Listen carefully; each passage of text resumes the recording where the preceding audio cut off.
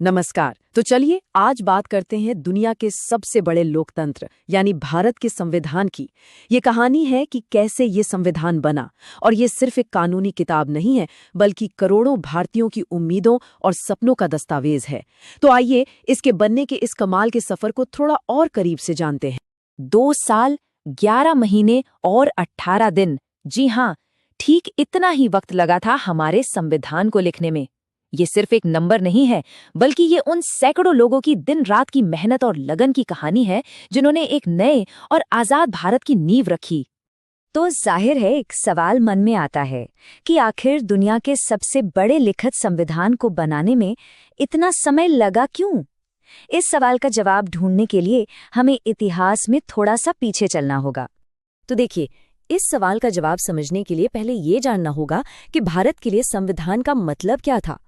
ये सिर्फ कुछ नियम कानूनों की किताब नहीं थी, ये एक नए राष्ट्र की पहचान बनने वाली थी। और ये पहचान इतनी जरूरी है कि हम सब मिलकर हर साल 26 जनवरी को गणतंत्र दिवस के रूप में इसका जश्न मनाते हैं, क्योंकि 1950 में इसी दिन भारत का संविधान पूरी तरह से लागू हुआ था और यहीं से हमारे देश को एक नई दिशा मिली। लेकिन अपना संविधान खुद बनाने का ये अधिकार भारतीयों को यूं ही नहीं मिल गया। इसके पीछे दशकों का लंबा संघर्ष था, जिसकी शुरुआत हुई एक संविधान सभा की मांग से। और ये सफर वाकई दशकों लंबा था। पहले तो ब्रिटिश सरकार अपने कानून बनाती थी, जैसे 1919 का एक्ट। इसमें भारतीयों की कोई खास भूमिका नहीं होती थी। फिर 1928 में नेहरू रिपोर्ट के जरिए पहली बार भारतीयों ने खुद अपना संविधान बनाने की एक कोशिश की। इसके बाद 1934 में एम.एन. रॉय ने ये आइडिया सामने रखा कि एक संविधान सभा होनी चाहिए, मतलब एक ऐसी सभा जो सिर्फ भारतीयों की हो और वही भारत का संविधान लिखें। और 1935 तक तो ये इंडियन नेशनल कांग्रेस की ऑफिशियल डिमांड बन चुकी थी। फिर 1938 में जवाहरलाल नेहरू ने इस मांग को और भी जोरदार तरीके से रखा। उन्होंने साफ साफ कहा कि आजाद भारत का संविधान बनेगा, लेकिन बिना किसी बाहरी दखल के, और इसे एक ऐसी सभा बनाएगी जिसे भारत के लोग खुद चुनेंगे। ये अपने आप में एक बहुत बड़ी बात थी। भारत के आत्मनिर्णय के अधिकार का एक जबरदस्त ऐलान था। फिर आया सेकेंड वर्ल्ड वॉर। इसने दुनिया का पूरा नक्शा ही बदल दिया और ब्रिटिश सरकार पर दबाव बहुत बढ़ गया। आखिरकार उन्हें भारतीयों की मांग के आगे झुकना पड़ा और बस यहीं से संविधान सभा के बनने की असली कहानी शुरू हुई। तो हुआ ये कि पहली कोशिश 1942 में क्रिप्स मिशन के साथ हुई, पर वो फेल हो गई। क्यों? क्योंकि कांग्रेस को डोमिनियन स्टेटस मतलब ब्रिटिश राज के तहत आधी अधूरी आज़ादी बिल्कुल मंजूर नहीं थी। वहीं मुस्लिम लीग 2 अलग देश और 2 अलग संविधान सभाएं चाहती थी। असली कामयाबी मिली 1946 में कैबिनेट मिशन के साथ, जिसने एक ऐसा फ्रेमवर्क दिया जिस पर दोनों पार्टियां राजी हो गईं और संविधान सभा का रास्ता एकदम साफ हो गया। इसके बाद जुलाई-अगस्त 1946 में संविधान सभा के लिए चुनाव हुए और जब नतीजे आए तो तस्वीर बिल्कुल साफ थी। इंडियन नेशनल कांग्रेस ने 208 सीटों के साथ जबरदस्त जीत हासिल की, जबकि मुस्लिम लीग को मिली 73 सीटें। इस बड़ी जीत ने ये तय कर दिया कि अब संविधान बनाने की दिशा क्या होने वाली है। तो सभा तो बन गई, पर असली काम तो अब शुरू होना था। चुनौती थी एक ऐसे राष्ट्र का विजन तैयार करने की जो करोड़ों लोगों की उम्मीदों पर खरा उतर सके। और इसकी शुरुआत पहली ही बैठक से हो गई थी।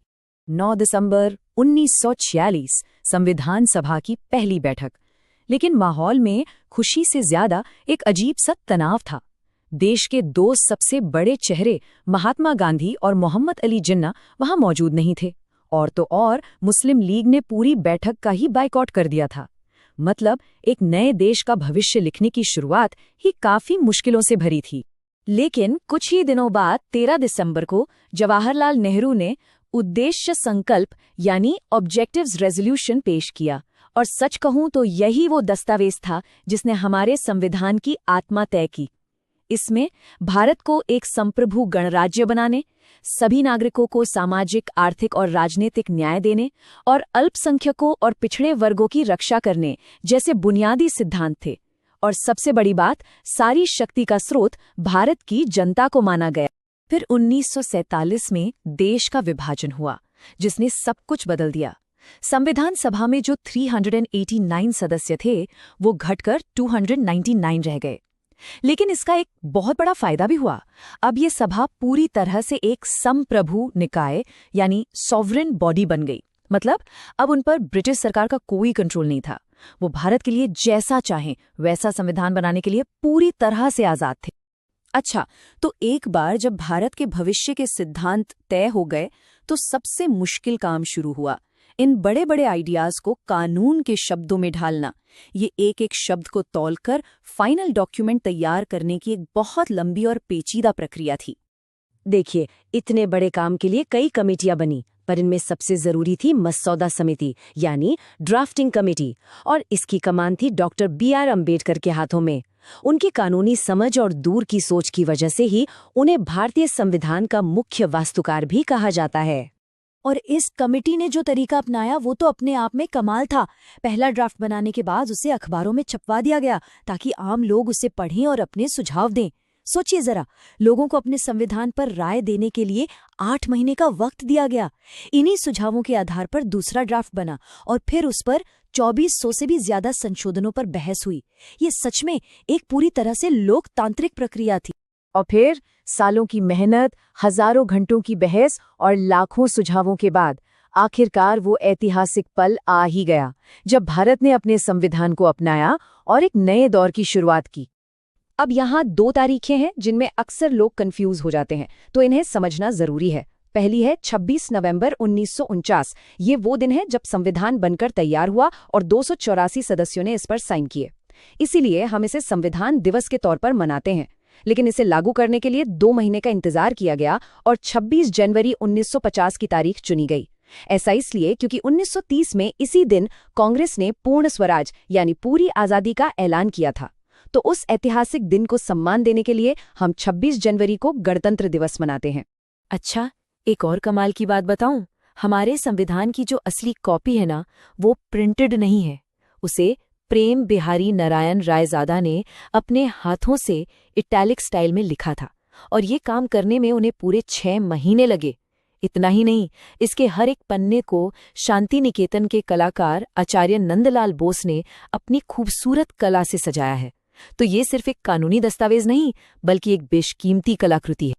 तो ये थी कहानी हमारे संविधान के बनने की, एक ऐसी प्रक्रिया जिसने इतनी सारी विविधताओं वाले देश को एक राष्ट्र के सूत्र में पिरो दिया। लेकिन इस कहानी में एक और बहुत जरूरी हिस्सा है। क्या आपको पता है कि संविधान सभा में 15 महिलाएं भी थीं जिनका योगदान बहुत बड़ा था? तो ये सवाल हम यहीं छोड़ते हैं। कौन थीं वो महान महिलाएं? इनके बारे में जानने की कोशिश जरूर कीजिएगा। अक्सर एक सवाल उठता है, क्या भारत का संविधान बस एक उधार का थैला है? मतलब सब कुछ बाहर से लिया हुआ? ये सवाल ना दशकों से पूछा जा रहा है। तो आज हम इसी की तह तक जाएंगे, पता लगाएंगे कि आखिर सच क्या है। चलिए शुरू करते हैं। तो देखिए, कहानी शुरू होती है एक बहुत तीखी आलोचना से। हमारे संविधान पर सीधा सीधा इल्जाम लगाया गया कि ये तो बस एक उधार का थैला है। कहने वालों का मतलब साफ था कि इसमें अपना मौलिक कुछ भी नहीं है, सब कुछ यहाँ वहाँ से दूसरे देशों से उठाया गया है। सुनने में ये काफी गंभीर आरोप लगता है ना? पर सवाल ये है कि क्या यही पूरी कहानी है? क्या हमारा संविधान सच में सिर्फ अलग अलग टुकड़ों को जोड़कर बनाया गया एक दस्तावेज है? चलिए इसी सवाल की पड़ताल करते हैं। तो सबसे पहले ये समझते हैं कि ये उधार का थैला वाली बात आखिर आई कहाँ से। इसके लिए हमें थोड़ा पीछे चलना होगा, उस दौर में जब हमारा संविधान बनाया जा रहा था। देखिए, ये आरोप एकदम हवा में भी नहीं था। बात ये थी कि हमारी संविधान सभा की जो ड्राफ्टिंग कमेटी थी, जिसे डॉक्टर BR अम्बेडकर लीड कर रहे थे, उन्होंने दुनिया के करीब 60 देशों के संविधानों को खंगाला था। जी हाँ, 60। मकसद था कि दुनिया में जहां भी सबसे अच्छे लोकतांत्रिक सिद्धांत हैं, उन्हें ढूंढा जाए। पर कमाल की बात देखिए, यही जो इतनी बड़ी मेहनत थी, यही रिसर्च आलोचना की सबसे बड़ी वजह बन गई। लेकिन कहानी में असली मोड़ अब आता है। भले ही प्रेरणा दुनिया भर से ली जा रही थी, पर हमारे संविधान की जो बुनियाद थी, उसकी नींव, वो यही भारत में ही रखी गई थी।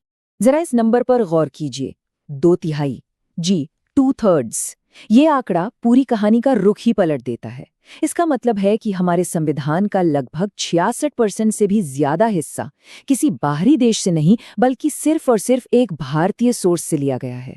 और ये सोर्स क्या था? ये था गवर्नमेंट ऑफ इंडिया एक्ट 1935। हाँ, माना कि इसे अंग्रेजों ने बनाया था, पर यही वो एडमिनिस्ट्रेटिव ढांचा था, वो सिस्टम था जिस पर भारत कई दशकों से चल रहा था। तो हमारे संविधान बनाने वालों ने इसी को अपना बेस बनाया और इसका एक बहुत बड़ा हिस्सा अपने संविधान में शामिल कर लिया। तो असल में हमारे संविधान की जो रीढ़ की हड्डी है वो विदेशी नहीं बल्कि भारत के अपने तजुर्बे पर टिकी है। अच्छा, तो अब चलते हैं उस वर्ल्ड टूर पर जिसकी इतनी बात होती है। शुरुआत करते हैं दो सबसे बड़े देशों से, ब्रिटेन और अमेरिका। यहाँ बहुत ही दिलचस्प बात पता चलती है कि भारत ने कितनी समझदारी से चीजें चुनी। ब्रिटेन से हमने क्या लिया? सरकार चलाने का system, parliamentary government, rule of law. क्यों? क्योंकि हम इस सिस्टम से पहले से वाकिफ थे। और अमेरिका से? वहां से हमने लिया अधिकारों का कॉन्सेप्ट, फंडामेंटल राइट्स, एक आज़ाद जुडिशरी जो इन अधिकारों को बचा सके। तो ये नकल नहीं थी, ये दो अलग अलग मॉडलों से बेस्ट चीजें उठाना था, एक से सिस्टम और दूसरे से अधिकार। लेकिन ये टूर यहीं खत्म नहीं हुआ। हमारे संविधान बनाने वालों ने दुनिया के और भी कोनों से प्रेरणा ली और हर आइडिया को पहले भारतीय कसौटी पर कसा। जैसे कनाडा से एक मजबूत सेंटर वाली सरकार का आइडिया लिया गया। ये जरूरी था क्योंकि भारत जैसे इतने बड़े और डाइवर्स देश को एक साथ रखना था। फिर आयरलैंड से आए डायरेक्टिव प्रिंसिपल्स, मतलब सरकार को क्या करना चाहिए उसके लिए एक गाइडलाइन। ऑस्ट्रेलिया से कॉन्करेंट लिस्ट का कॉन्सेप्ट लिया जिससे सेंटर और स्टेट्स दोनों कुछ कॉमन सब्जेक्ट्स पर कानून बना सकते हैं। और उस वक्त के सोवियत यूनियन से फंडामेंटल ड्यूटीज का आइडिया लिया गया, मतलब हर एक चीज एक खास जरूरत को पूरा करने के लिए चुनी गई थी। और लिस्ट अभी बाकी है। साउथ अफ्रीका से संविधान को बदलने यानी अमेंड करने का प्रोसेस सीखा ताकि ये वक्त के साथ चल सके। फ्रांस से लिबर्टी, इक्वालिटी, फ्रेटर्निटी के महान आदर्श लिए। जर्मनी से ये सीखा कि इमरजेंसी के वक्त फंडामेंटल राइट्स को कैसे सस्पेंड किया जा सकता है। और जापान से प्रोसीजर एस्टैब्लिश्ड बाय लॉ का सिद्धांत लिया। सच में ये एक ग्लोबल मंथन था जहां से बेहतरीन विचार निकाले गए। तो ठीक है, ये सारे आइडियाज दुनिया भर से इकट्ठा तो कर लिए गए, लेकिन असली काम, असली जादू अब शुरू होना था। और वो जादू सिर्फ इन आइडियाज को कॉपी पेस्ट करने में नहीं था, बल्कि उन्हें पूरी तरह से बदलने में था। और इस पूरी प्रक्रिया के लिए एक शब्द है, भारतीयकरण। यही वो शब्द है जो उधार लेने को कुछ नया बनाने में बदल देता है। भारतीयकरण, इसका मतलब क्या है? इसका मतलब है दुनिया भर से लिए गए बेस्ट आइडियाज को भारत के मिट्टी के हिसाब से, यहाँ के लोगों के हिसाब से और यहाँ की चुनौतियों के हिसाब से ढालना। ये ऐसा नहीं था कि किसी और का कोट उठाकर पहन लिया, नहीं, ये तो ऐसा था जैसे दुनिया के सबसे बेहतरीन धागे लेकर एक ऐसा कपड़ा बुना जाए जो सिर्फ और सिर्फ भारत के लिए बना हो, जो यहीं पर एकदम फिट बैठे। और यही इस पूरी बहस का निचोड़ है। इसे उधार का थैला कहना असल में उस पूरी प्रक्रिया की क्रिएटिविटी को, उसकी गहराई को नज़रअंदाज करना है। ये नकल नहीं थी, ये दुनिया के बेस्ट आइडियाज का इंडियन अडैप्टेशन था। उन्हें भारत की ज़रूरतों के हिसाब से ढालना था। तो आखिर में सवाल ये नहीं है कि आइडियाज कहाँ से आए, असली सवाल तो ये है कि उन आइडियाज से बनाया क्या गया। तो क्या हमारा संविधान एक उधार का थैला है जिसमें बस अलग अलग चीजें भर दी गई हैं, या फिर ये एक ऐसा खूबसूरत भारतीय गलीचा है जिसे दुनिया भर के सबसे अच्छे धागों से बुना गया है और जिसका डिजाइन, जिसका पैटर्न सिर्फ और सिर्फ हमारा है, एकदम यूनिक। सोचने वाली बातें हैं ना। सोचिए, 1 अरब से ज्यादा लोगों के लिए नियमों की एक किताब कैसे लिखी जाती है। ये सिर्फ एक सवाल नहीं है, बल्कि ये उस जबरदस्त चुनौती का एहसास कराता है जिसका सामना भारत के संविधान निर्माताओं ने किया था। तो आज हम इसी दस्तावेज की गहराई में उतरने वाले हैं, भारतीय संविधान, जो कि एक राष्ट्र का ब्लूप्रिंट है। हम समझेंगे कि ये दस्तावेज कैसे हमारे देश की नींव का पत्थर बना। चलिए एक नजर डालते हैं कि आज हम किन विषयों पर बात करने वाले हैं। सबसे पहले हम देखेंगे कि इसे दुनिया का सबसे बड़ा ब्लूप्रिंट क्यों कहा जाता है। फिर इसकी कठोरता और लचीलेपन के अनोखे मेल को समझेंगे। इसके बाद जानेंगे कि भारत की सरकार कैसे काम करती है और कैसे ये संविधान एक राष्ट्र एक पहचान बनाता है। और आखिर में हम इस बात पर चर्चा करेंगे कि क्यों ये संविधान एक जीता जागता सांस लेता हुआ दस्तावेज है। तो चलिए शुरू करते हैं पहले हिस्से से, दुनिया की सबसे भव्य रूपरेखा और इसके जबरदस्त पैमाने को समझते हैं। 2 साल, 11 महीने और 18 दिन, इतनी कड़ी मेहनत के बाद भारत का जो मूल संविधान तैयार हुआ, उसमें 395 अनुच्छेद थे। ये संख्या अपने आप में ही इसकी विशालता और गहराई को बयां करती है। अब इस विशालता को सही से समझने के लिए जरा ये देखिए, भारत के 395 अनुच्छेदों के सामने अमेरिका के संविधान में सिर्फ 7 अनुच्छेद हैं। सिर्फ 7! ये तुलना साफ दिखाती है कि भारतीय संविधान कितना ज्यादा विस्तृत है। शायद यही वजह थी कि संविधान सभा का प्रतीक चिन्ह एक हाथी था, जो इसके विशाल आकार को दर्शाता है। और कमाल की बात यह है कि यह सब कुछ लिखा गया था, ब्रिटेन की तरह नहीं, जहां कोई एक लिखित संविधान नहीं है। भारत का संविधान बाकायदा एक संविधान सभा ने बहुत सोच समझ कर बनाया और उसे शब्द शब्द लिखा। ये एक औपचारिक कानूनी दस्तावेज है जो हमारे राष्ट्र की नींव है। चलिए अब आगे बढ़ते हैं और एक बहुत ही दिलचस्प पहलू पर आते हैं। दूसरा खंड, कठोर फिर भी लचीला। ये हमें बताता है कि हमारा संविधान बदलाव को कैसे देखता है। देखिए, दुनिया में मोटे तौर पर 2 तरह के संविधान होते हैं। एक होते हैं अमेरिका जैसे कठोर संविधान, जिनमें बदलाव करना यानी संशोधन करना एक बेहद मुश्किल और जटिल प्रक्रिया है। दूसरी तरफ हैं ब्रिटेन जैसे लचीले संविधान, जहां बदलाव करना उतना ही आसान है जितना कोई आम कानून पास करना। तो भारत ने क्या किया? हमारे संविधान निर्माताओं ने एक बीच का रास्ता अपनाया। उन्होंने एक ऐसा संविधान बनाया जो न तो इतना कठोर हो कि बदलती जरूरतों के साथ चल ना पाए, और ना ही इतना लचीला कि कोई भी सरकार उसे अपनी मर्जी से आसानी से बदल दे। ये दोनों का एक बेहतरीन मिश्रण है। और इसका नतीजा, खैर, ये चार्ट खुद ही पूरी कहानी बयां कर देता है। जहां अमेरिका ने 200 से ज्यादा सालों में सिर्फ 27 बार संशोधन किया है, वहीं भारत ने 75 सालों से कुछ ज्यादा समय में 106 से भी ज्यादा संशोधन कर लिए हैं। ये दिखाता है कि हमारा संविधान वक्त के साथ कितना डायनामिक और अडेप्टेबल रहा है। तो ठीक है, संविधान तो बन गया, पर यह सरकार को चलाता कैसे है? चलिए समझते हैं। खंड 3, भारत सरकार कैसे काम करती है, मतलब हमारे देश का इंजन। सबसे पहली और बड़ी बात यह है कि भारत में एक संघीय व्यवस्था है, यानी फेडरल सिस्टम। इसका सीधा सा मतलब है कि शक्तियां केंद्र और राज्य सरकारों के बीच बंटी हुई हैं। संविधान की 7वीं अनुसूची में साफ साफ बताया गया है कि किसके पास क्या अधिकार हैं, ताकि दोनों अपने अपने दायरे में काम कर सकें। लेकिन यहाँ एक बहुत ही यूनिक ट्विस्ट है। आमतौर पर तो भारत एक फेडरल देश है, पर जब देश में कोई राष्ट्रीय आपातकाल लगता है तो सारी शक्तियां केंद्र सरकार के पास चली जाती हैं और हमारा सिस्टम एकात्मक यानी यूनिटरी बन जाता है। देश की एकता और अखंडता को बनाए रखने के लिए एक बहुत ही अनोखी व्यवस्था है। भारत ने सरकार चलाने के लिए संसदीय प्रणाली यानी पार्लियामेंट्री सिस्टम को चुना। इस टेबल को देखिए। अमेरिका में अध्यक्षीय प्रणाली है, जहां राष्ट्रपति ही देश और सरकार दोनों का प्रमुख होता है। लेकिन भारत में देश के प्रमुख राष्ट्रपति होते हैं और सरकार के प्रमुख प्रधानमंत्री, जो कि संसद के प्रति जवाबदेह होते हैं। और एक और चीज है जो भारत को बहुत खास बनाती है। यहां सरकार के 3 स्तर हैं, केंद्र सरकार, राज्य सरकार और फिर आती है स्थानीय सरकार, जिसे हम पंचायती राज के नाम से भी जानते हैं। ये त्रिस्तरीय शासन लोकतंत्र को बिल्कुल जमीनी स्तर तक ले जाता है। अब तक हमने ढांचे की बात की, चलिए अब बात करते हैं उन लोगों की जिनके लिए ये सब बनाया गया। खंड 4, एक राष्ट्र एक पहचान, और ये कैसे इतनी विविधता में एकता लाता है। अमेरिका जैसे देशों में दोहरी नागरिकता होती है, मतलब लोग अपने राज्य के भी नागरिक होते हैं और देश के भी। पर भारत में ऐसा नहीं है। यहां एकल नागरिकता है, मतलब कोई चाहे किसी भी राज्य में रहता हो, वो नागरिक सिर्फ और सिर्फ भारत का है। ये पूरे देश में भाईचारे और एकता की भावना को मजबूत करता है। ये 5 शब्द, ये हमारे देश की आत्मा हैं, हमारे संविधान के मार्गदर्शक सिद्धांत। संप्रभु यानी हम अपने फैसले खुद लेते हैं। समाजवादी यानी सामाजिक और आर्थिक बराबरी का लक्ष्य। पंथनिरपेक्ष यानी राज्य का कोई धर्म नहीं है, वो सभी धर्मों का सम्मान करता है। लोकतांत्रिक यानी सरकार लोगों द्वारा चुनी जाती है। और गणराज्य, जिसका मतलब है कि देश का प्रमुख यानी राष्ट्रपति चुना हुआ होता है, वंशानुगत नहीं। और लोकतंत्र का सबसे बड़ा अधिकार क्या होता है? वोट देने का अधिकार। हमारा संविधान हर वयस्क नागरिक को ये अधिकार देता है। शुरू में वोट देने की उम्र 21 साल थी, लेकिन 1989 में 61वें संविधान संशोधन के जरिए इसे घटाकर 18 साल कर दिया गया। सोचिए, इस एक बदलाव ने करोड़ों युवाओं को हमारे लोकतंत्र का हिस्सा बना दिया। और अब हम आते हैं अपने आखिरी हिस्से पर, जो इन सारी बातों को एक साथ जोड़ता है।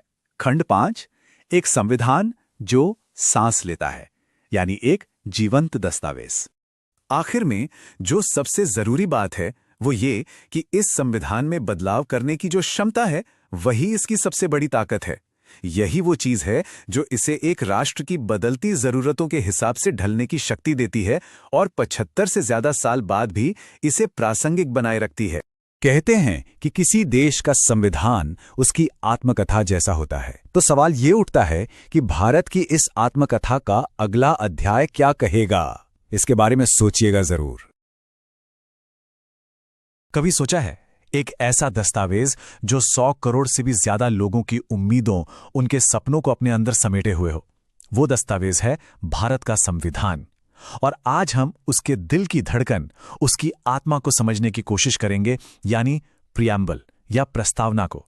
ये सिर्फ एक इंट्रोडक्शन नहीं है, ये एक राष्ट्र का अपने हर नागरिक से किया गया वादा है। इसकी अहमियत कितनी है ये समझने के लिए चलिए इस दमदार बात से शुरू करते हैं। ठाकुर दास भार्गव, जो संविधान सभा के एक बहुत ही दूरदर्शी सदस्य थे, उन्होंने प्रस्तावना को संविधान की आत्मा कहा था। सोचे कितनी बड़ी बात है ये, है ना? ये हमें तुरंत बता देती है कि हम किसी आम कानूनी दस्तावेज की बात नहीं कर रहे हैं। तो ये सिर्फ आत्मा ही नहीं है, प्रस्तावना को संविधान का दिल, उसका आईना और उसकी अनुक्रमणिका यानी इंडेक्स भी माना जाता है। जैसे किसी किताब का इंडेक्स हमें बताता है कि अंदर क्या मिलने वाला है, ठीक वैसे ही प्रस्तावना हमें पूरे संविधान की एक झलक दिखा देती है। ये सच में हमारे संविधान का एक छोटा मिनिएचर वर्जन है। अच्छा, तो इस आत्मा को सचमुच समझने के लिए हम 4 हिस्सों में एक सफर तय करेंगे। सबसे पहले हम इसकी पैदाइश की दिलचस्प कहानी जानेंगे। फिर हम उन 5 शब्दों को समझेंगे जो भारत के वजूद को तय करते हैं। इसके बाद हम उन वादों को देखेंगे जो ये हर नागरिक से करती है। और आखिर में उस नाटकीय कानूनी कहानी को समझेंगे जिसने संविधान में इसकी जगह पक्की की। तो चलिए शुरुआत से शुरू करते हैं इसकी उत्पत्ति की कहानी। देखिए, हर महान चीज की एक जड़ होती है और प्रस्तावना की कहानी एक नए राष्ट्र के लिए देखे गए सपनों और उम्मीदों की कहानी है। आइए जरा गहराई में उतरते हैं। तारीख थी 13 दिसंबर 1946। भारत आजादी की दहलीज पर खड़ा था और इस ऐतिहासिक पल में जवाहरलाल नेहरू संविधान सभा के सामने उद्देश्य प्रस्ताव रखते हैं। ये सिर्फ एक कागज का टुकड़ा नहीं था, ये एक नए राष्ट्र की आत्मा का ब्लूप्रिंट था। और जानते हैं, यही दूरदर्शी प्रस्ताव कुछ बदलावों के बाद हमारी प्रस्तावना बना जिसे आज हम जानते हैं। इसीलिए इसे कभी-कभी उद्देश्य का भी कहा जाता है। तो अब जब हम इसकी पैदाइश के बारे में जान गए हैं, तो चलिए इसके शब्दों को ही समझते हैं। प्रस्तावना की शुरुआत में ही 5 बेहद ताकतवर शब्द हैं। ये 5 शब्द उन खंभों की तरह हैं, उन पिलर्स की तरह जिन पर भारतीय राष्ट्र की पूरी इमारत टिकी है। ये 5 स्तंभ है: संपूर्ण प्रभुत्व संपन्न, समाजवादी, पंथ निरपेक्ष, लोकतंत्रात्मक और गणराज्य। और हां, एक बात पर गौर कीजिएगा, ये इसी क्रम में लिखे गए हैं। ये कोई इत्तेफाक नहीं है, ये क्रम भारत के लिए देखे गए सपने की प्राथमिकताओं को दिखाता है, जिसकी शुरुआत सबसे बुनियादी चीज से होती है, हमारी आजादी। तो सबसे पहला और सबसे जरूरी है संपूर्ण प्रभुत्व संपन्न। इसका मतलब क्या है? आसान भाषा में कहें तो भारत अपने घर का मालिक खुद है। कोई भी बाहरी ताकत हमें ये नहीं बता सकती कि हम अपने अंदरूनी मामले कैसे चलाएं या हमारी विदेश नीति क्या होगी। हम अपनी किस्मत खुद लिखते हैं, बस। इसके बाद आते हैं समाजवादी और पंथ निरपेक्ष। भारतीय समाजवाद का मतलब है हर चीज पर सरकारी कंट्रोल नहीं, बल्कि इसका लक्ष्य है कि देश के संसाधनों का फायदा आम लोगों तक पहुंचे और अमीर गरीब का फर्क कम हो। और पंथ निरपेक्ष भी उतना ही अहम है, मतलब राज्य का, सरकार का अपना कोई धर्म नहीं है। भारत में सरकार सभी धर्मों का बराबर सम्मान करती है। और आखिर में लोकतंत्रात्मक और गणराज्य। लोकतंत्रात्मक का मतलब है सरकार लोगों की है, लोगों द्वारा चुनी जाती है और लोगों के लिए ही काम करती है। और गणराज्य, इसका मतलब है कि हमारे देश का मुखिया यानी राष्ट्रपति चुना जाता है। वो किसी शाही खानदान से नहीं आता, ये पद विरासत में नहीं मिलता। तो अब जब हमने ये समझ लिया है कि भारत क्या है, अब हम प्रस्तावना के उस हिस्से पर आते हैं जो इसका दिल है। वो वादे जो ये भारत के हर एक नागरिक से करती है। ये वो लक्ष्य हैं, वो गोल्स हैं जिन्हें हासिल करने के लिए हमारा राष्ट्र हमेशा कोशिश करता है। पहला वादा है न्याय का, लेकिन सिर्फ कोर्ट वाला न्याय नहीं। प्रस्तावना सामाजिक, आर्थिक और राजनीतिक न्याय का वादा करती है। मतलब एक ऐसा समाज बनाना जहां जाति या लिंग के आधार पर भेदभाव न हो, आर्थिक असमानता कम हो और ये पक्का हो कि राजनीति में हर किसी की आवाज सुनी जाए। न्याय का ये आइडिया रूसी क्रांति से प्रेरित था। इसके बाद है स्वतंत्रता का वादा। ये हमें सोचने की, बोलने की, किसी भी चीज में विश्वास रखने की, किसी भी धर्म को मानने की और पूजा पाठ करने की आजादी देती है। ये वो पर्सनल फ्रीडम्स हैं जो किसी भी लोकतंत्र की जान होती हैं, और इन विचारों की जड़ें हमें मिलती हैं फ्रांसीसी क्रांति में। और फिर है समता, यानी बराबरी का वादा। प्रस्तावना स्टेटस और मौके दोनों की बराबरी पक्की करती है। मतलब कानून की नजर में सब बराबर हैं और सभी को आगे बढ़ने के लिए बराबर मौके दिए जाएंगे। ये आदर्श भी फ्रांसीसी क्रांति से ही प्रेरित हैं। और अब हमारे सफर का आखिरी हिस्सा, एक रोमांचक कानूनी बहस जो दशकों तक चली। सवाल ये था, क्या प्रस्तावना सिर्फ एक खूबसूरत इंट्रोडक्शन है या ये संविधान का एक असली, लागू करने लायक हिस्सा है? और अगर है तो क्या इसे बदला जा सकता है? इस सवाल के जवाब ने सब कुछ बदल दिया। यहां हम भारत के कानूनी इतिहास में एक जबरदस्त यू टर्न देखते हैं। सोचिए, 1960 में बेरूबारी यूनियन केस में सुप्रीम कोर्ट ने कहा कि प्रस्तावना संविधान का हिस्सा नहीं है। लेकिन ठीक 13 साल बाद 1973 के ऐतिहासिक केशवानंद भारती केस में कोर्ट ने अपना ही फैसला पूरी तरह से पलट दिया। उन्होंने ऐलान किया कि प्रस्तावना वाकई में संविधान का एक अभिन्न अंग है।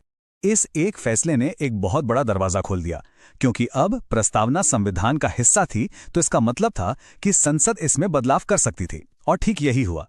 1973 के फैसले के ठीक 3 साल बाद 1976 में 42वें संशोधन के जरिए प्रस्तावना में बदलाव किया गया। तो इसमें कितनी बार संशोधन हुआ है? जवाब आपको हैरान कर सकता है। सिर्फ एक बार। अपने पूरे इतिहास में प्रस्तावना में केवल एक बार बदलाव किया गया है। यही बात बताती है कि इसके मूल सिद्धांत कितने मौलिक और स्थायी हैं। और उस इकलौते संशोधन में कौन से शब्द जोड़े गए? वो थे समाजवादी, पंथ निरपेक्ष और अखंडता।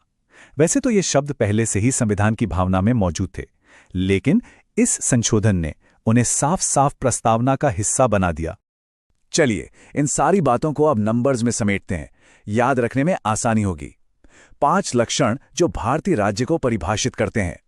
3 तरह का न्याय, 5 तरह की स्वतंत्रता और 2 तरह की समता का वादा। इतिहास में सिर्फ एक संशोधन जिसने 3 महत्वपूर्ण शब्द जोड़े। ये अंक प्रस्तावना की पूरी कहानी संक्षेप में बता देते हैं। और ये सब हमें एक आखिरी लेकिन सबसे जरूरी सवाल पर लाता है। प्रस्तावना भारत के संस्थापक सिद्धांतों को हमारे सामने रखती है, लेकिन आज की तेजी से बदलती दुनिया में ये आदर्श कितने प्रासंगिक हैं? हम न्याय, स्वतंत्रता और समानता के इन वादों को हर दिन कैसे पूरा करते हैं? ये एक ऐसा सवाल है जिस पर हम सभी को सोचना होगा, क्योंकि संविधान की आत्मा हम नागरिकों के जरिए ही जिंदा रहती है। नमस्कार। कभी सोचा है कि हमारे देश का पूरा ढांचा, पूरा सिस्टम कैसे काम करता है? इसकी चाबी भारतीय संविधान के एक खास हिस्से में छिपी है। जी हाँ, आज हम बात करने वाले हैं भारतीय संविधान की 12 अनुसूचियों की। ये सिर्फ एग्जाम के लिए ही नहीं, बल्कि हर उस इंसान के लिए जरूरी है जो भारत को समझना चाहता है। तो सबसे पहला सवाल, आखिर ये अनुसूची या जिसे अंग्रेजी में शेड्यूल कहते हैं, ये होता क्या है? हाँ, ये शब्द सुनने में थोड़ा टेक्निकल लगता है, शायद थोड़ा बोरिंग भी, पर यकीन मानिए इसके पीछे की कहानी बड़ी मजेदार है। चलिए इसे एकदम आसान भाषा में समझते हैं। सोचिए, हमारा संविधान एक बहुत जरूरी किताब है। अब अगर हर छोटी बड़ी लिस्ट, हर टेबल, हर डिटेल उसी किताब में भर दें तो वो कितनी मोटी और कंफ्यूजिंग हो जाएगी, है ना?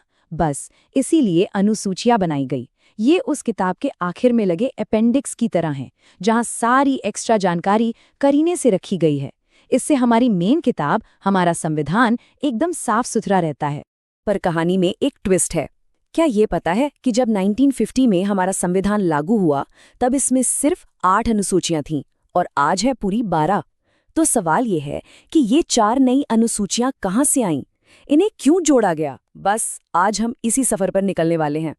तो चलिए कहानी शुरू करते हैं शुरू से। सबसे पहले देखते हैं उन 8 अनुसूचियों को जो हमारे संविधान की बिल्कुल शुरुआती नींव हैं, जो 1950 से ही इसका हिस्सा रही हैं।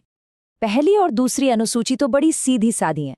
पहली अनुसूची में भारत के सारे राज्यों और केंद्र शासित प्रदेशों की लिस्ट है, उनके नाम, उनकी सीमाएं, सब कुछ। और दूसरी अनुसूची वो सीधे सीधे पैसों की बात करती है। मतलब हमारे राष्ट्रपति, गवर्नर और जजों जैसे बड़े बड़े अधिकारियों की सैलरी और भत्ते कितने होंगे, इसका पूरा हिसाब किताब। और हाँ, यहाँ एक बहुत ज़रूरी बात है, खासकर जो लोग एग्जाम की तैयारी कर रहे हैं उनके लिए। जब भी कोई नया राज्य बनता है या किसी राज्य की सीमा में बदलाव होता है, तो संविधान की इसी पहली अनुसूची को बदलना पड़ता है। अब आते हैं तीसरी और चौथी अनुसूची पर। तीसरी में हमारे मंत्रियों, सांसदों और जजों की शपथ या ओथ्स का जिक्र है। और चौथी अनुसूची ये तय करती है कि संसद के ऊपरी सदन यानी राज्यसभा में किस राज्य को कितनी सीटें मिलेंगी। अब जरा 5वीं और 6ठी अनुसूची को देखिए। ये दोनों ही आदिवासी क्षेत्रों के प्रशासन से जुड़ी हैं। 5वीं अनुसूची देश के ज्यादातर अनुसूचित क्षेत्रों और जनजातियों के प्रशासन के लिए नियम कानून बनाती है। लेकिन 6ठी अनुसूची और भी खास है। ये सिर्फ 4 उत्तर पूर्वी राज्यों असम, मेघालय, त्रिपुरा और मिजोरम के आदिवासी इलाकों को कुछ स्पेशल पावर्स देती है। अच्छा, अब आते हैं 7वीं अनुसूची पर, और ये बहुत ही ज्यादा जरूरी है। कह सकते हैं कि ये हमारे देश के फेडरल स्ट्रक्चर की, मतलब संघीय ढांचे की रीढ़ की हड्डी है। देखिए, इसी में तय होता है कि कौन किस पर कानून बनाएगा। इसमें 3 लिस्ट हैं। पहली यूनियन लिस्ट, जिस पर सिर्फ केंद्र सरकार कानून बनाती है, जैसे डिफेंस या विदेशी मामले। दूसरी स्टेट लिस्ट, जिस पर राज्य सरकारें काम करती हैं, जैसे पुलिस या खेतीबाड़ी। और फिर आती है तीसरी कॉन्करेंट लिस्ट, जिसमें दोनों ही कानून बना सकते हैं, जैसे कि शिक्षा। 8वीं अनुसूची तो भारत की खूबसूरती दिखाती है, हमारी भाषाई विविधता। जब संविधान बना था तब इसमें सिर्फ 14 भाषाएं थीं, लेकिन आज इसमें 22 भाषाओं को आधिकारिक मान्यता मिली हुई है। ये दिखाता है कि हमारा संविधान कितना जिंदा और लचीला है। तो ये थी वो 8 मूल अनुसूचियां, पर हम 12 तक पहुंचे कैसे? इसका जवाब छिपा है इन 4 बड़े संविधान संशोधनों में, जो इस टाइमलाइन पर दिख रहे हैं। ये जो 4 नई अनुसूचियां हैं ना, ये सिर्फ कानून के पन्ने नहीं हैं, ये बदलते हुए भारत की कहानी है। ये दिखाती हैं कि हमारे संविधान ने देश की नई नई ज़रूरतों और चुनौतियों को कैसे अपनाया। 9वीं अनुसूची की कहानी तो बड़ी दिलचस्प है। सोचिए, संविधान लागू होने के बस 1 साल बाद 1951 में पहले ही संशोधन से इसे जोड़ दिया गया। क्यों? क्योंकि सरकार जमींदारी खत्म करना चाहती थी, लेकिन जमींदार कोर्ट चले जाते थे। तो सरकार ने ये अनुसूची बनाई ताकि भूमि सुधार जैसे जरूरी कानूनों को अदालती चुनौती से बचाया जा सके। अब सीधा चलते हैं 34 साल आगे, 1985 में। उस दौर में राजनीति में एक कहावत बड़ी मशहूर थी, आया राम गया राम। नेता आज इस पार्टी में, कल उस पार्टी में, जिससे सरकारें बहुत गिरती थीं। इसी चीज को रोकने के लिए 10वीं अनुसूची लाई गई, जिसे हम दल बदल विरोधी कानून या एंटी डिफेक्शन लॉ के नाम से जानते हैं। इसको याद रखने का एक सिंपल सा तरीका है, अगर कोई चुना हुआ नेता अपनी पार्टी बदलता है तो उसकी सदस्यता जा सकती है। सीधी सी बात। ये कानून पॉलिटिकल डिसिप्लिन के लिए बनाया गया था। और फिर साल 1992, ये साल भारतीय लोकतंत्र के लिए एक गेम चेंजर था। सच में 73वें और 74वें संशोधन ने जो किया वो कमाल था। पावर को दिल्ली और राजधानियों से निकालकर सीधा गांव और शहरों के हाथ में दे दिया गया। 11वीं अनुसूची से पंचायतों को संवैधानिक ताकत मिली और 12वीं से नगरपालिकाओं को। ये लोकतंत्र को जमीन से, ग्रासरूट लेवल से मजबूत करने की एक जबरदस्त कोशिश थी। तो लीजिए, हमने 8 से 12 अनुसूचियों का पूरा सफर तय कर लिया है। चलिए अब फटाफट एक नज़र में इन सब को फिर से दोहराते हैं, ताकि ये बातें दिमाग में एकदम पक्की हो जाएं। यहाँ देखिए, ये है सभी 12 अनुसूचियों का एक क्विक रिकैप। पहली राज्य, दूसरी सैलरी, तीसरी शपथ, चौथी राज्यसभा की सीटें, 5वीं और 6ठी दोनों आदिवासी इलाकों के लिए, 7वीं शक्तियों का बंटवारा, 8वीं हमारी 22 भाषाएं, 9वीं भूमि सुधार, 10वीं दल बदल और आखिर में 11वीं और 12वीं पंचायतें और नगरपालिकाएं। हो गया ना आसान? तो 8 से 12 अनुसूचियों का ये सफर हमें एक बहुत बड़ी बात सिखाता है। हमारा संविधान कोई पत्थर पर लिखी लकीर नहीं है, ये एक जिंदा डायरी की तरह है। एक ऐसी डायरी जो देश के साथ साथ चलती है, बदलती है और करोड़ों लोगों की उम्मीदों को अपने अंदर समेटकर आगे बढ़ती है। और यहीं पे हम एक बड़े सवाल के साथ आज की बात खत्म करते हैं। जिस तरह से भारत बदल रहा है, आगे बढ़ रहा है, क्या कभी इस डायरी में एक 13वीं अनुसूची भी जोड़ी जाएगी? और अगर हाँ, तो वो किस बारे में हो सकती है? इस पर सोचिएगा जरूर। नमस्कार। भारत का संविधान आखिर किसने लिखा? ये सवाल अक्सर हम सबके जहन में आता है, पर इसका जवाब कोई एक नाम नहीं है। जी नहीं, ये कहानी है एक असाधारण टीम की, उन माहिर निर्माताओं की जिन्होंने मिलकर भारत की तकदीर को कागज पर उकेरा। जरा सोचिए, आजादी के ठीक बाद का भारत, एक विशाल और इतनी विविधताओं से भरा देश, उसके लिए एक रूल बुक, एक संविधान कैसे बनाया जाए, ये एक बहुत बड़ी चुनौती थी। और इसका जवाब था टीम वर्क। एक ऐसा सिस्टम बनाया गया जहां अलग अलग समितियों को खास जिम्मेदारियां सौंपी गईं। तो पहला कदम क्या था? इस पहाड़ जैसे काम को छोटे छोटे संभालने लायक हिस्सों में बांटा गया। राष्ट्र निर्माण के हर पहलू के लिए, चाहे वो अधिकार हों या राज्यों का मसला, विशेषज्ञों की एक एक टीम बनाई गई ताकि हर मुद्दे पर बहुत गहराई से काम हो सके। तो ये मुख्य निर्माता आखिर थे कौन? चलिए एक एक करके इन वास्तुकारों से मिलते हैं और देखते हैं कि उनके कंधों पर क्या क्या जिम्मेदारियां थीं। इस लिस्ट में सबसे पहला नाम आता है पंडित जवाहरलाल नेहरू का। सोचिए, देश के पहले प्रधानमंत्री, उन पर कितनी बड़ी जिम्मेदारी होगी। नए भारत की नींव रखना, उसका पूरा ढांचा तैयार करना, उसकी ताकत को आकार देना, ये सब उनके जिम्मे था। तो नेहरू जी के पास थीं 3 बड़ी कमेटियां: संघ संविधान समिति, संघ शक्ति समिति और राज्य समिति। अब इनका काम क्या था? आसान शब्दों में कहें तो ये तय करना कि भाई केंद्र के पास क्या पावर होगी और राज्यों के पास क्या, और जो सैकड़ों रियासतें थीं उन्हें भारत में कैसे जोड़ा जाएगा। मतलब पूरे देश की एकता की जो बुनियाद है वो इन्हीं समितियों ने रखी। अब आते हैं दूसरे स्तंभ पर, सरदार वल्लभ भाई पटेल। उनका फोकस कहाँ था? उनका फोकस था प्रांतों के मामलों पर, और उससे भी ज्यादा जरूरी, हर एक नागरिक के अधिकारों की सुरक्षा पर। शायद यही वो काम था जिसने उन्हें सच में लौह पुरुष बनाया। पटेल जी एक बड़ी सलाहकार समिति के अध्यक्ष थे, पर काम इतना ज्यादा था कि इसके अंदर 4 खास उप समितियां बनाई गईं। एक मौलिक अधिकारों के लिए, दूसरी अल्पसंख्यकों के लिए और 2 समितियां अलग अलग जनजातीय क्षेत्रों के लिए थीं। ये बात अपने आप में दिखाती है कि संविधान बनाते समय हर एक छोटे बड़े समुदाय की जरूरतों का कितना बारीकी से ध्यान रखा जा रहा था। सिर्फ यही नहीं, और भी बड़े बड़े नाम थे, जैसे डॉक्टर राजेंद्र प्रसाद। उन्होंने ये तय किया कि पूरी संविधान सभा काम कैसे करेगी, उसके नियम क्या होंगे। और दूसरी तरफ थे कृष्णास्वामी अय्यर, जिनकी टीम का काम था फाइनल ड्राफ्ट की एक एक लाइन को, एक एक शब्द को बारीकी से परखना। मतलब हर कदम पर चेक एंड बैलेंस का एक मजबूत सिस्टम था। चलिए अब बात करते हैं उस कमेटी की जिसे हम संविधान की आत्मा कह सकते हैं, प्रारूप समिति। ये वो टीम थी जिसका काम था अलग अलग समितियों से आए सारे विचारों को लेना और उन्हें एक धागे में पिरोकर एक पूरा दस्तावेज तैयार करना। सोचिए, देश को आज़ादी मिले कुछ ही दिन हुए थे और 29 अगस्त 1947 को इस कमेटी का गठन हो गया। मिशन सिर्फ एक था, लेकिन सबसे अहम, भारत के संविधान का पहला ड्राफ्ट, पहला मसौदा तैयार करना। और इस काम को कितनी गंभीरता से लिया गया, इसका अंदाजा इस एक नंबर से लगेगा, 60। जी हां, 60। समिति ने दुनिया के 60 अलग अलग देशों के संविधानों को पढ़ा, उनको समझा, ताकि भारत के लिए जो सबसे अच्छा हो उसे ही चुना जा सके। और इस पूरी मेहनत के केंद्र में कौन थे? वो थे डॉक्टर B.R. अम्बेडकर। उनकी लीडरशिप में 7 सदस्यों की इस टीम ने, आप कह सकते हैं कि चीफ आर्किटेक्ट की भूमिका निभाई। इन्होंने ही भारतीय राष्ट्र का वो मास्टर ब्लूप्रिंट तैयार किया जिसे आज हम संविधान कहते हैं। ये जो 7 सदस्यों की टीम थी ना, ये भी कोई पत्थर की लकीर नहीं थी। जब B.L. मित्तर की तबीयत खराब हुई तो उनकी जगह N. माधव राव आए, और फिर जब D.P. खेतान का दुखद निधन हो गया तो T.T. कृष्णमाचारी ने उनकी जगह ले ली। मतलब काम एक दिन के लिए भी नहीं रुका। अब देखिए, ड्राफ्ट तैयार करना तो बस आधी लड़ाई जीतने जैसा था। असली काम तो अब शुरू होना था। उसे पूरी संविधान सभा के सामने रखना था, उस पर बहस होनी थी और एक एक क्लॉज पर, एक एक लाइन पर चर्चा होनी थी। ये पूरी प्रक्रिया 3 रीडिंग्स में हुई। पहली रीडिंग में तो बस ड्राफ्ट पेश किया गया, लेकिन जो दूसरी रीडिंग थी वो थी असली मैराथन।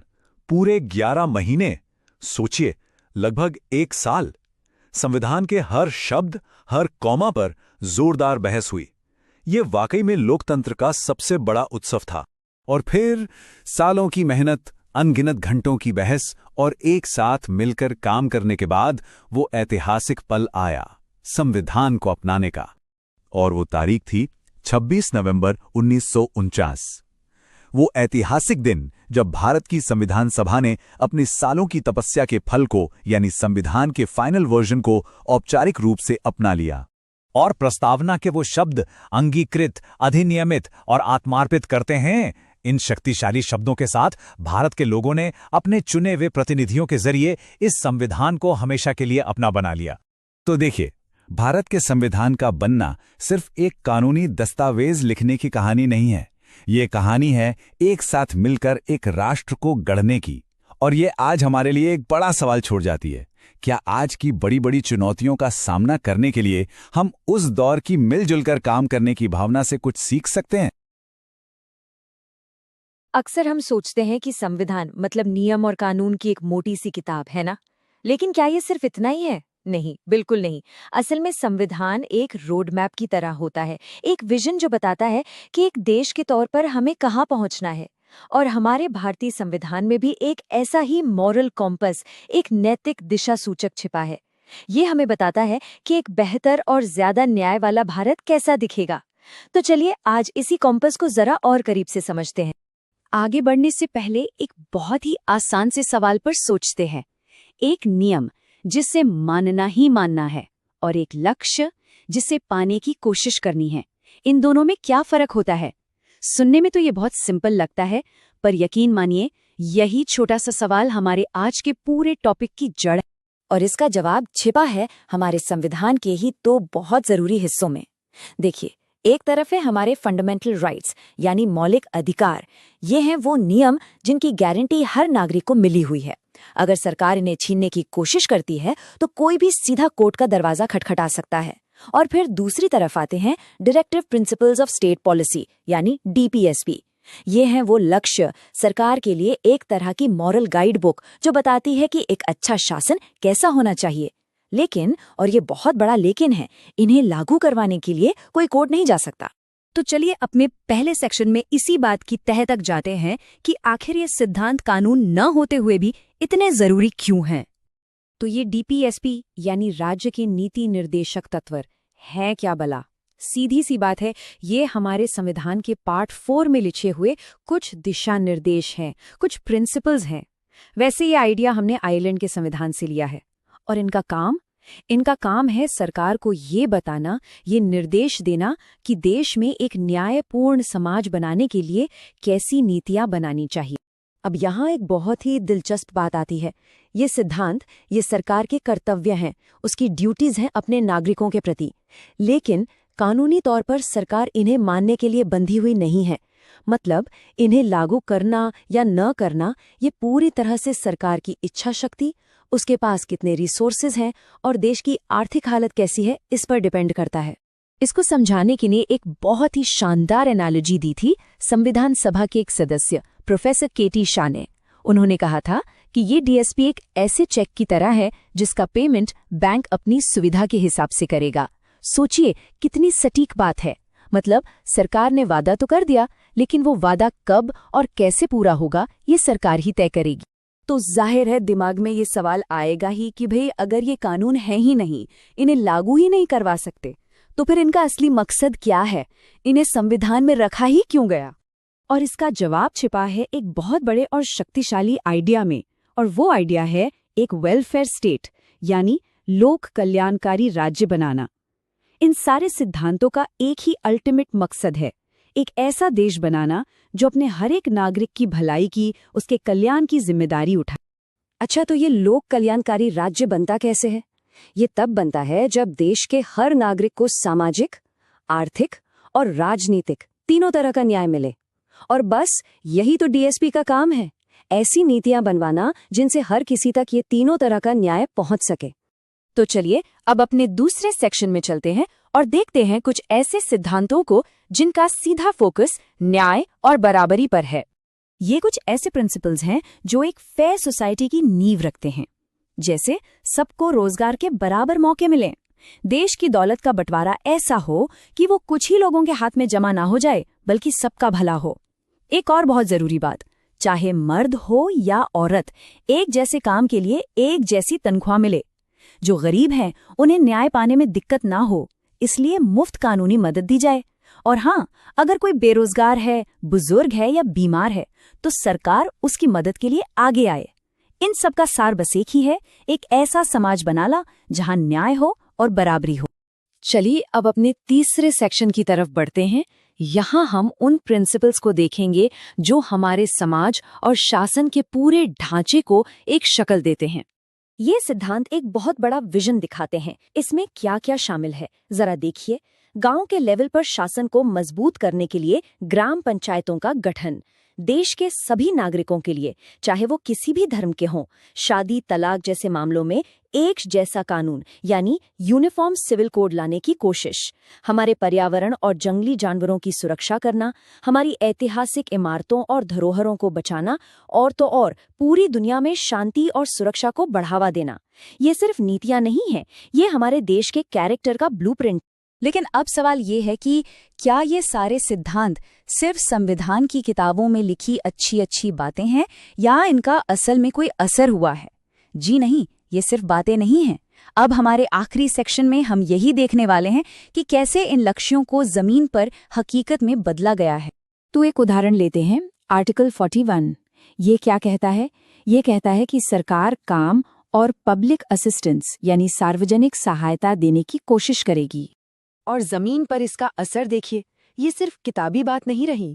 जो मनरेगा योजना है, जो गांव में रोजगार की गारंटी देती है, या फिर जो बुजुर्गों को ओल्ड एज पेंशन मिलती है, या कई राज्यों में जो बेरोजगारी भत्ता मिलता है, ये सब क्या है? ये सब इसी एक सिद्धांत को हकीकत बनाने की जीती जागती मिसालें हैं। चलिए एक और उदाहरण देखते हैं, आर्टिकल 45 और 47। ये किस बारे में बात करते हैं? ये कहते हैं कि सरकार लोगों के पोषण, उनके रहन सहन के स्तर और पब्लिक हेल्थ को बेहतर बनाने का काम करेगी। और इसका नतीजा? इसका नतीजा तो हम सब अपनी रोजमर्रा की जिंदगी में देखते हैं।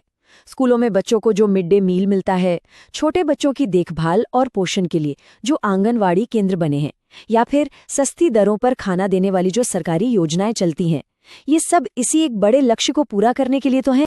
तो हमने देखा कि ये डायरेक्टिव प्रिंसिपल सिर्फ संविधान में लिखे खूबसूरत शब्द नहीं है, बल्कि ये वो गाइड हैं जो दशकों से हमारी सरकारों की नीतियों को रास्ता दिखाते आए हैं। और ये सब हमें एक बहुत ही बड़े और जरूरी सवाल पर लाकर खड़ा कर देता है। आज जब भारत एक बड़ी आर्थिक शक्ति बन रहा है, तो क्या अब वक्त आ गया है कि इन लक्ष्यों को नियम बना दिया जाए? क्या शिक्षा, स्वास्थ्य और रोजगार जैसे मुद्दे सिर्फ सरकार की जिम्मेदारी न होकर हर नागरिक का कानूनी हक बन जाने चाहिए? सोचिएगा जरूर। नमस्कार। चलिए आज हम समझते हैं भारत के संविधान का एक बहुत ही खास हिस्सा। ये है नीति निर्देशक तत्व। इन्हें आप एक तरह का नैतिक कंपस मान सकते हैं जो भारत के शासन को दिशा दिखाता है। तो सबसे पहले एक सवाल उठता है, आखिर किसी भी सरकार की मॉरल ड्यूटी, उसका नैतिक कर्तव्य होता क्या है? कौन बताता है उसे कि देश को आगे किस दिशा में ले जाना है? और पता है, हमारे भारतीय संविधान के पास इसका एक बड़ा ही खूबसूरत जवाब है। ये जवाब है राज्य के नीति निर्देशक तत्व। इन्हें शासन की आत्मा यानी सोल ऑफ गवर्नेंस भी कहा जाता है। असल में ये वो सिद्धांत हैं जो बताते हैं कि एक आदर्श भारत कैसा दिखना चाहिए। तो आज इस पूरी चर्चा को हमने 5 हिस्सों में बांटा है। सबसे पहले हम जानेंगे कि ये हैं क्या, फिर बात होगी सामाजिक आर्थिक न्याय की, उसके बाद देखेंगे नागरिकों के अधिकार, देश को बनाने के कर्तव्य, और आखिर में इनका पूरा सार और भविष्य क्या है। चलिए शुरू करते हैं अपने पहले भाग से। आखिर संविधान की ये आत्मा यानी नीति निर्देशक तत्व हैं क्या चीज? अब देखिए, संविधान बार बार राज्य या द स्टेट शब्द का इस्तेमाल करता है, तो इसका मतलब क्या है? आर्टिकल 36 इसे साफ करता है।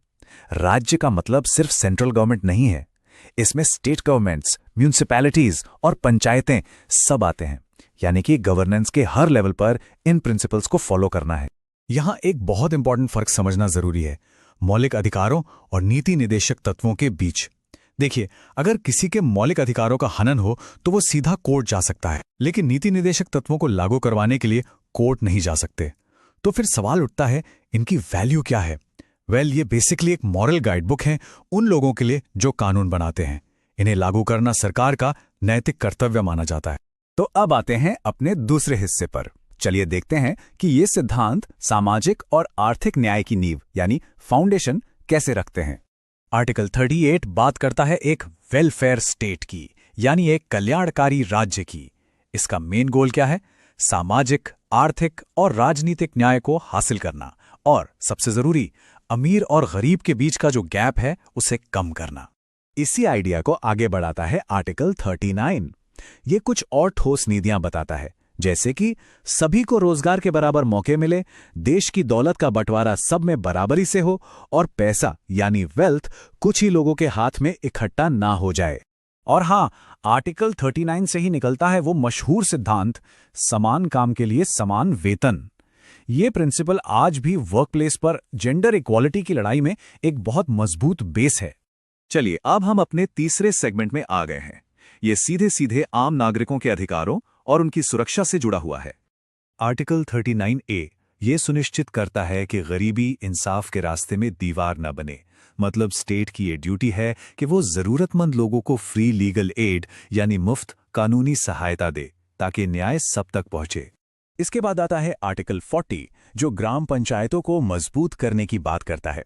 ये एक तरह से गांधी जी के ग्राम स्वराज के सपने को पूरा करने जैसा है, जहां पावर ग्रासरूट्स लेवल तक, जमीनी स्तर तक पहुंचे। महिलाओं के अधिकारों के लिए आर्टिकल 42 बहुत बहुत इंपॉर्टेंट है। ये कहता है कि वर्किंग कंडीशन सेफ होनी चाहिए और महिलाओं के लिए मैटरनिटी लीव का प्रोविजन होना चाहिए। हम आज जो मैटरनिटी बेनिफिट एक्ट जैसे कानून देखते हैं ना, उनकी प्रेरणा यही आर्टिकल है। और फिर है आर्टिकल 43, जिसका मकसद है सभी श्रमिकों को एक फेयर वेज यानी सही वेतन और एक डिग्निफाइड लाइफ, एक सम्मानजनक जीवन देना। ये सारे सिद्धांत हर नागरिक की गरिमा की रक्षा के लिए ही तो हैं।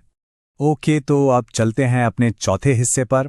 इसमें हम बात करेंगे राष्ट्र निर्माण से जुड़ी ड्यूटीज की, यानी एक आधुनिक और प्रगतिशील देश बनाने के कर्तव्यों की।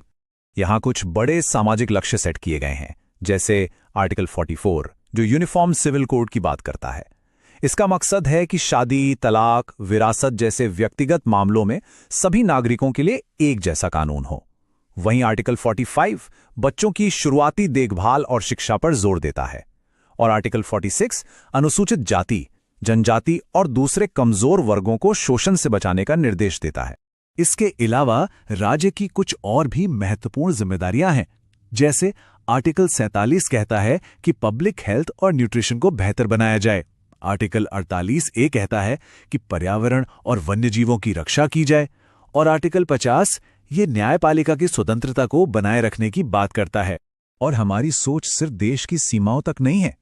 आर्टिकल 51 अंतर्राष्ट्रीय शांति और सुरक्षा को बढ़ावा देने की बात करता है। इसके पीछे की भावना वही है जो हम सब जानते हैं, वसुधैव कुटुंबकम, यानी पूरी दुनिया एक परिवार है। तो चलिए अब आते हैं अपने आखिरी हिस्से पर। यहां हम इन सभी सिद्धांतों का सार यानी एसेंस समझेंगे और इनके भविष्य पर एक नजर डालेंगे। चलिए एक क्विक रिकैप करते हैं उनकी आर्टिकल्स और उनके कोर थीम्स का, जिनके बारे में हमने अभी बात की। ये टेबल एकदम परफेक्ट क्विक समरी है। देखिए, आर्टिकल 36-37 डीपीएसपी की परिभाषा, 38-39 सामाजिक न्याय, 39A free legal aid, article 40 panchayat, 44 uniform civil code, 45 बच्चों की शिक्षा, 48A पर्यावरण और 51 अंतर्राष्ट्रीय शांति। बिल्कुल साफ, ये सारे मुख्य सिद्धांत एक जगह हैं। तो कुल मिलाकर देखा जाए तो ये सिद्धांत एक ब्लूप्रिंट की तरह है, एक नैतिक कंपास जो देश को एक न्यायपूर्ण और समान भविष्य की तरफ ले जाता है। ये सिर्फ कागज पर लिखे शब्द नहीं है, बल्कि एक सपने का दस्तावेज है। तो आखिर में एक बड़ा सवाल छोड़ जाते हैं। 70 साल से भी ज्यादा पुराने ये सिद्धांत आज 21वीं सदी के भारत को आकार देने में कितने प्रासंगिक हैं, इस पर सोचना जरूरी है। तो आज बात करते हैं भारतीय नागरिकता की, मतलब कि उन नियमों की जो ये तय करते हैं कि कौन इस देश का नागरिक है। ये अपनेपन के नियम काफी दिलचस्प और थोड़े पेचीदा भी हैं। तो आज हम क्या क्या देखने वाले हैं? सबसे पहले समझेंगे कि नागरिक होने का असल मतलब क्या है। फिर देखेंगे कि हमारा संविधान इस बारे में क्या कहता है। इसके बाद नागरिकता कैसे मिलती है और कैसे खत्म हो सकती है, इस पर बात करेंगे। फिर एकल और दोहरी नागरिकता का फर्क समझेंगे और आखिर में जानेंगे कि ये OCI कार्ड क्या होता है। तो चलिए सबसे बुनियादी सवाल से शुरू करते हैं। किसी देश में रहने वाले एक नागरिक और एक दूसरे व्यक्ति में आखिर क्या अंतर होता है? ये फर्क ही सब कुछ तय करता है। और ये सवाल इसलिए जरूरी है क्योंकि भारत हो या कोई भी और आधुनिक देश, वहां आपको ये दो तरह के लोग मिलेंगे ही, नागरिक और विदेशी। और दोनों के लिए अधिकार और कर्तव्य बिल्कुल अलग अलग होते हैं। देखिए, नागरिकता का मतलब सिर्फ किसी जगह पर रहना नहीं है। ये असल में एक पॉलिटिकल कम्युनिटी की पूरी और बराबर की मेंबरशिप है। मतलब आप उस देश के सियासी ढांचे का एक अहम हिस्सा हैं और इसी वजह से आपको कुछ खास अधिकार और जिम्मेदारियां मिलती हैं। और यही वो खास अधिकार हैं जिनकी हम बात कर रहे थे। ये अधिकार सिर्फ और सिर्फ भारतीय नागरिकों के लिए हैं, जैसे कि किसी भी आधार पर भेदभाव से सुरक्षा, सरकारी नौकरियों में बराबरी का मौका, बोलने की आज़ादी और सबसे जरूरी देश के चुनावों में वोट डालने और यहाँ तक कि राष्ट्रपति या सांसद जैसे बड़े पदों के लिए खड़े होने का अधिकार। अच्छा, तो ये सारे नियम कायदे आते कहाँ से हैं? इनका आधार क्या है? इसके लिए हमें देश के सबसे बड़े कानून यानी हमारे संविधान की तरफ देखना होगा। तो हमारे संविधान के भाग 2 में आर्टिकल 5 से 11 के बीच ये बताया गया है कि जब 26 जनवरी 1950 को संविधान लागू हुआ तब कौन कौन भारत का नागरिक माना गया। लेकिन संविधान ने एक बहुत जरूरी काम किया। उसने आने वाले वक्त के लिए नागरिकता पर कानून बनाने का अधिकार हमारी संसद को दी। और यहाँ एक बहुत ही दिलचस्प फर्क देखने को मिलता है। भारत में देश का राष्ट्रपति बनने के लिए आपका नागरिक होना काफी है, चाहे वो नागरिकता आपको जन्म से मिली हो या बाद में रजिस्ट्रेशन से। वहीं दूसरी तरफ अमेरिका में राष्ट्रपति सिर्फ वही बन सकता है जो वहां पैदाइशी नागरिक हो।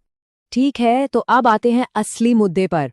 भारतीय नागरिकता मिलती कैसे है और छिन कैसे सकती है? इन सारे सवालों का जवाब हमें एक खास कानून में मिलता है, नागरिकता अधिनियम 1955। इस कानून के हिसाब से नागरिक बनने के 5 रास्ते हैं। पहला, जन्म से। दूसरा, वंश से, यानी अगर आपके माता पिता भारतीय हैं। तीसरा, रजिस्ट्रेशन से। चौथा, प्राकृतिक रूप से, यानी नेचुरलाइजेशन, जो एक लंबी प्रक्रिया है। और पांचवा, अगर कोई नया इलाका भारत में शामिल हो जाता है तो वहां के लोग भी नागरिक बन जाते हैं। और हाँ, जैसे नागरिकता मिलती है वैसे ही वो जा भी सकती है। इसके भी 3 तरीके हैं। पहला, आप खुद अपनी मर्जी से नागरिकता छोड़ सकते हैं। दूसरा, अगर आप किसी और देश की नागरिकता ले लेते हैं तो भारत की नागरिकता अपने आप खत्म हो जाती है। और तीसरा, अगर किसी ने धोखाधड़ी या देशद्रोह जैसा कोई गंभीर काम किया है तो सरकार उसकी नागरिकता छीन सकती है। अब आते हैं भारत की नागरिकता व्यवस्था की एक बहुत ही खास और जरूरी बात पर। यह है एकल नागरिकता का कॉन्सेप्ट। इसका मतलब क्या है, चलिए समझते हैं। इसको ऐसे समझिए, भारत में आप सिर्फ भारतीय नागरिक हैं। इससे कोई फर्क नहीं पड़ता कि आप महाराष्ट्र में रहते हैं या पश्चिम बंगाल में। आपके अधिकार पूरे देश में एक जैसे हैं। ये अमेरिका जैसे देशों से अलग है, जहां एक व्यक्ति देश का नागरिक भी होता है और साथ में उस राज्य का भी नागरिक होता है जहां वो रहता है। और कभी-कभी राज्य अपने नागरिकों को कुछ अलग अधिकार भी दे सकते हैं। और आखिर में चलिए एक खास ग्रुप की बात करते हैं, ओवरसीज सिटीजन ऑफ इंडिया यानी OCI। ये भारत का एक तरीका है दुनिया भर में फैले उन लाखों लोगों से जुड़े रहने का जो मूल रूप से भारतीय हैं। तो ये OCI कार्ड होल्डर आखिर होता कौन है? देखिए, ये पूरी तरह से नागरिक नहीं होते क्योंकि भारत में दोहरी नागरिकता नहीं है। लेकिन OCI कार्ड उन्हें एक तरह का लाइफ लॉन्ग वीजा देता है और भारत में काम करने, पढ़ाई करने जैसे कई फायदे भी देता है। ये उनके भारतीय मूल के होने को एक सम्मान देने का तरीका है। लेकिन जाहिर है इसकी कुछ सीमाएं भी हैं। तो फिर एक OCI कार्ड होल्डर और एक पूरे भारतीय नागरिक में असल फर्क क्या है? ऐसी कौन सी चीजें हैं जो वो नहीं कर सकते? सबसे बड़े जो प्रतिबंध हैं वो राजनीतिक अधिकारों को लेकर हैं। OCI कार्ड होल्डर वोट नहीं डाल सकते, चुनाव नहीं लड़ सकते और राष्ट्रपति, जज जैसे संवैधानिक पदों पर नहीं बैठ सकते। यहाँ तक कि वो ज्यादातर सरकारी नौकरियों के लिए भी योग्य नहीं होते हैं। यही वो साफ लकीर है जो एक नागरिक और एक OCI कार्ड होल्डर के बीच खींची गई है। तो कुल मिलाकर देखें तो ये सारे नियम और कानून एक ही मकसद पूरा करते हैं, ये तय करना कि हम कौन हैं। एक तरह से नागरिकता के कानून किसी भी देश की पहचान के गेटकीपर की तरह होते हैं, जो तय करते हैं कि कौन उस देश का एक पूर्ण सदस्य है। और आज की दुनिया में जहां लोग इतनी आसानी से एक देश से दूसरे देश जा रहे हैं, ये सवाल और भी बड़ा हो जाता है कि आखिर किसी देश का नागरिक होने का मतलब क्या है। ये सिर्फ एक कानूनी दर्जा नहीं है, बल्कि ये पहचान, अपनेपन और अधिकारों पर एक लगातार चलने वाली बहस है। और ये सवाल आज पहले से कहीं ज्यादा मायने रखता है।